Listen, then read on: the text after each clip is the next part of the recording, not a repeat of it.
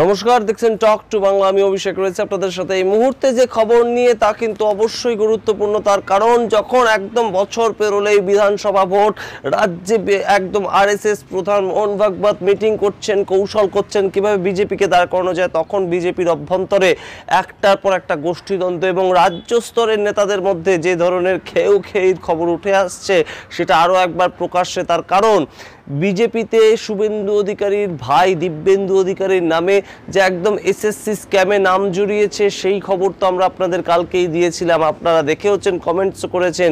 কিন্তু শুভেন্দু অধিকারীর নাম যখন উঠে আসছে বিজেপির রাজ্য সভাপতি হিসেবে তথাগত রায় থেকে একাধিক বিজেপি নেতারা এবং অবশ্যই আপনাদের মতন বিজেপির সমর্থকরাও আমাদের বিভিন্ন ভিডিওর তলাতেও এসে কমেন্টস করছেন যে শুভেন্দু অধিকারীকে রাজ্য সভাপতি হিসেবে রাখলে ভালো হয়, সুবিধা হয় জনপ্রিয়তার নিরিখে। ঠিক তখনই কিন্তু আমরা দেখলাম শুভেন্দু অধিকারীর একদম একটা অপোজিট পক্ষ থেকে কিন্তু শুভেন্দু অধিকারীকে উদ্দেশ্য করেই মূলত একটা কটাক্ষের সুর, একটা কটাক্ষের পোস্ট। তার কারণ জগন্নাথ চট্টোপাধ্যায় বিজেপির বর্তমান রাজ্য সম্পাদক, তিনি এই ঘটনা নিয়ে একটি পোস্ট করেন, যেটা আপনারা এই মুহূর্তে স্ক্রিনে দেখতে পাচ্ছেন, এবং সেখান থেকে রীতিমতন বিপত্তি শুরু হয়। তার কারণ তিনি সরাসরি এই সামগ্রিক পোস্টটিকে নিয়ে লেখেন যে এই যারা স্ক্যামের সঙ্গে যুক্ত, যারা সেটিং বলে চেঁচামেচি করেন, তারা কিন্তু দেখুন যে সামগ্রিকভাবে বিজেপি কিন্তু কোনো ধরনের সেটিংয়ের সঙ্গে যুক্ত নয়, এটাই তিনি প্রমাণ করতে হয়তো চেয়েছিলেন। এবং তিনি বলেন এরা সকলেই তৃণমূলের সম্পদ। এই যে লাইন লেখেন, এই যে বাক্যবন্ধ, সেটা নিয়েই কিন্তু রীতিমতন তরজা এবং রীতিমতন আমাদের কাছে সূত্র মারফত যেটা খবর, সেটা কিন্তু রীতিমতন দিব্যেন্দু অধিকারী একদম আইনি নোটিশ পাঠিয়েছেন জগন্নাথ চট্টোপাধ্যায়কে, এবং তার পরবর্তীতে কিন্তু এই পোস্টটি একদম ভেরিফাইড অ্যাকাউন্ট থেকে জগন্নাথ চট্টোপাধ্যায় উধাও করে দেন। তিনি উধাও করেছেন নাকি পোস্টটি কোনোভাবে উধাও হয়ে গেছে, সেই সম্বন্ধে জগন্নাথ চট্টোপাধ্যায় মুখ খুলতে চাননি সংবাদ মাধ্যমের সামনে। তিনি আভ্যন্তরীণ বিষয় বলে পাশ কাটিয়ে গিয়েছেন। কিন্তু সূত্র মারফত যেটা খবর, সেটা কিন্তু অবশ্যই রীতিমতন শুভেন্দু অধিকারীকে কটাক্ষ করার জন্যেই এই দিব্যেন্দু অধিকারীর নাম থাকা যে একটা লিস্ট, সেটি প্রকাশ করেন জগন্নাথ চট্টোপাধ্যায়, এবং তার পরবর্তীতে তার এই বক্তব্য, এরা সকলেই তৃণমূলের সম্পদ, কেউ ছাড় পাবে না, সময়ের সঙ্গে সঙ্গে সবাই নাকি শাস্তি পাবে। অর্থাৎ পার্থ চট্টোপাধ্যায় যে মামলায় দুর্নীতিগ্রস্ত হিসেবে এতদিন ধরে জেলবন্দি রয়েছেন, সেই মামলায় নাম জড়াচ্ছে শুভেন্দু অধিকারীর ভাই দিব্যেন্দু অধিকারীর, এবং যিনি কিন্তু আমরা জানি যে অতীতে তৃণমূল কংগ্রেসের সাংসদ পর্যন্ত ছিলেন কাঁথি থেকে। আপনাদের মনে থাকবে 2016 সালে একদম যখন মন্ত্রিসভায় শুভেন্দু অধিকারী প্রবেশ করছেন, তৃণমূল কংগ্রেসের দ্বিতীয় টার্মের যে মন্ত্রিসভা, সেখানে তখন কিন্তু তিনি তার লোকসভার আসনটি ছেড়ে দেন এবং সেই ইলেকশনে বাই ইলেকশনে কিন্তু জয়ী হয়ে দিব্যেন্দু অধিকারী কাঁথি থেকে সাংসদ হয়ে দিল্লিতে পর্যন্ত যান। এবং সেই সময়কার ঘটনা হিসেবেই কিন্তু সিবিআই বলছে 2014 সাল থেকে 2016 সালের মধ্যে এই সুপারিশগুলি গিয়েছিল তৎকালীন শিক্ষামন্ত্রী পার্থ চট্টোপাধ্যায়ের কাছে, যে চাকরি হয়ে যায় যেন এদের।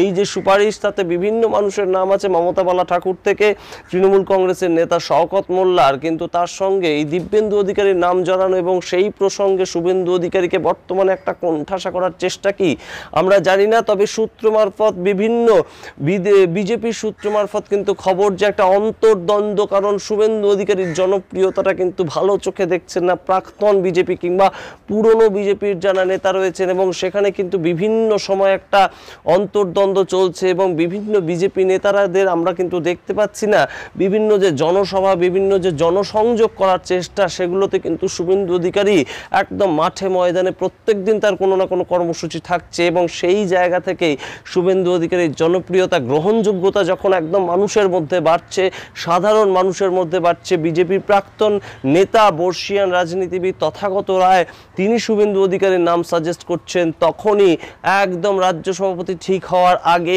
এই যে একটা শুভেন্দু অধিকারীকে কোণঠাসা করার চেষ্টা, সেটা কিন্তু বিজেপির আভ্যন্তরীণ একটা ঘটনা। এবং এই যে লিস্ট সিবিআই এর তরফ থেকে সিবিআই পেয়েছে বলে দাবি করছে, সেই লিস্ট কিভাবে প্রকাশ্যে এলো, সংবাদ মাধ্যমের সামনে এলো, সেটা কে প্রকাশ করলো, সেটা নিয়েও কিন্তু রীতিমতন একটা দ্বন্দ্ব ইতিমধ্যেই তৈরি হয়েছে। রাজনৈতিক বিশ্লেষকদের কিন্তু পর্যবেক্ষণ যে রীতিমতন এই যে অন্তর্দ্বন্দ্ব বিজেপির শুভেন্দু অধিকারী গোষ্ঠী বনাম পুরনো যারা আরএসএস পন্থী বিজেপি তাদের মধ্যে যে একটা অন্তর্দ্বন্দ্ব সেটারই একটা বহিঃপ্রকাশ স্বরূপে এই লিস্ট প্রকাশ করা। তার কারণ এই লিস্টে নাম আছে শুভেন্দু অধিকারীর ভাইয়ের দিব্যেন্দু অধিকারী, যিনি তৎকালীন সময় তৃণমূল কংগ্রেস, এবং সেই তৃণমূল কংগ্রেসকে উদ্দেশ্য করাটা কিন্তু মূল উদ্দেশ্য নয়।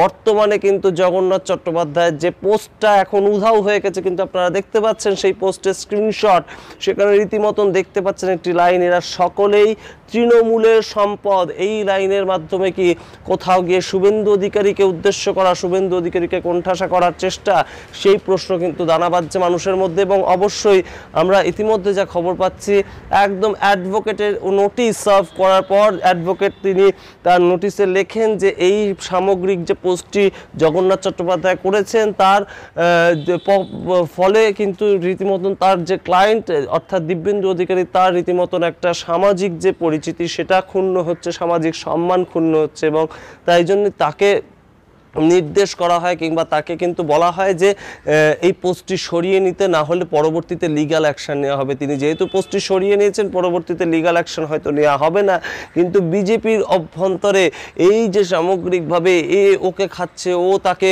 ঠেস দিচ্ছে, তাতে কি কোথাও গিয়ে তৃণমূল সরকারের কিংবা মমতা বন্দ্যোপাধ্যায়ের একটু জায়গা সুবিধা হচ্ছে না? সেটা কি বিজেপি নেতারা বুঝতে পারছেন না যে কোনোভাবেই সরকার থেকে যদি বিরোধীর জায়গা থেকে তারা যদি না সরতে পারে, তারা যদি সরকার তৈরি করতে না পারে, তাহলে এই সমস্ত কে নেতা হলো, কে প্রজা হলো, কে দ্বিতীয় নেতা হলো, তার কোনোই যে গুরুত্ব নেই, সেটা কি বিজেপি বুঝতে পারছে না? আমরা জানি না। তবে অবশ্যই এই মুহূর্তে কিন্তু বিজেপির অভ্যন্তরে যে একটা বিভিন্ন লবি কাজ করছে, বঙ্গে বিজেপি যে দিল্লির বিজেপির মতন লড়তে পারছে না, জোটবদ্ধ হয়ে এক তলার নেতায় থেকে এক তলার মুখকে সামনে রেখে, নরেন্দ্র মোদীর মুখকে সামনে রেখে তারা যে লড়তে চাইছে না, সেটা কিন্তু আরও একবার স্পষ্ট হলো এই সামগ্রিক ঘটনায়। আপনারা জানেন দিব্যেন্দু অধিকারী রাজনৈতিক যা পরিচয়, তাতে কিন্তু বিষয়টা এত বড় হতো না যদি না জগন্নাথ চট্টোপাধ্যায় বিষয়টি নিয়ে একদম সরাসরি সোশ্যাল মাধ্যমে এই ধরনের একটা পোস্ট করতেন এবং তা সরিয়ে নিতেন, অ্যাডভোকেটের চিঠি পাঠাতেন দিব্যেন্দু অধিকারী। সুতরাং বুঝতেই পারছেন যে জনমানসে কিন্তু বিজেপির চেহারা খুব একটা ভালো হলো না এই ঘটনার পরিপ্রেক্ষিতে। আমরা অবশ্যই পরবর্তীতে নজর রাখবো যে শুভেন্দু অধিকারী প্রকাশ্যে এ নিয়ে কিছু বলেন কিনা, দিব্যেন্দু অধিকারী প্রকাশ্যে এ নিয়ে কিছু বলেন কিনা। তাদের কারুর কাছ থেকে এখনো পর্যন্ত কোনো বার্তা এসে পৌঁছায়নি, তবে সূত্র মারফত খবর শুভেন্দু অধিকারী ঘনিষ্ঠ মহলে কিন্তু এই ঘটনায় জগন্নাথ চট্টোপাধ্যায়ের এই পোস্ট করা নিয়ে কিন্তু রীতিমতন ক্ষোভ প্রকাশ করেছেন। আমরা অবশ্যই পরবর্তী নজর রাখবো যে প্রকাশ্যে কিছু বলছেন কিনা একে অন্যের উদ্দেশ্যে। অবশ্যই দেখতে থাকুন টক টু বাংলা। একদম বাংলা রাজনীতি কিন্তু সরগরম, আরও 1 বছর 2 মাস বাকি আছে বিধানসভা ভোটের আগে, কিন্তু তার আগে বিজেপির অভ্যন্তরে যে গোষ্ঠীদ্বন্দ্ব, সেটা ছোট লেভেল থেকে বড় লেভেল পর্যন্ত কিন্তু একদম দিনের আলোর মতন স্পষ্ট হতে। কতটা বিজেপি নিজেদের ক্ষতি করছে বিজেপি ঠিক জানে না, কিন্তু তৃণমূল কংগ্রেস যে বেশ খানিকটা বেনিফিটেড হচ্ছে সেটা কিন্তু মনেই করছেন বাংলার যারা রাজনৈতিক পর্যবেক্ষক। আপনারা কি মনে করছেন অবশ্যই কমেন্ট বক্সে কমেন্ট করে জানান। দেখতে ভুলবেন না টক টু বাংলা, ভুলবেন না টক টু বাংলা ইউটিউব চ্যানেলটিকে সাবস্ক্রাইব করতে এবং পাশে থাকা বেল আইকনটি অবশ্যই ক্লিক করবেন। ধন্যবাদ।